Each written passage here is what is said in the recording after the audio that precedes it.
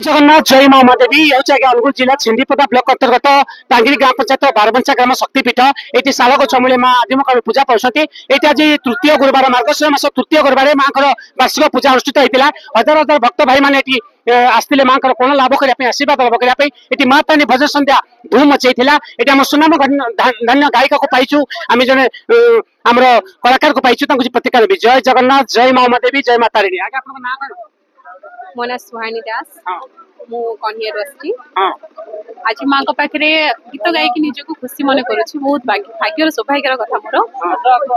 बहुत खुशी लगे दर्शक मान देखिए बहुत सुंदर दर्शक ये अच्छा बहुत बहुत सुंदर दर्शक प्रथम थर भाग्यर सौभाग्यर कथा से कहली सौभाग्यर कथा से माँ को पाखे मुझे प्रथम थर कंठ धन्यवाद आमर सुहानी मैडम आम समस्त दर्शक देवता हमको धन्यवाद देते माँ उमा देवी समस्त को घंटा गुड़िया करते आमर सुहानी भौणी आगे आगे सुंदर गीत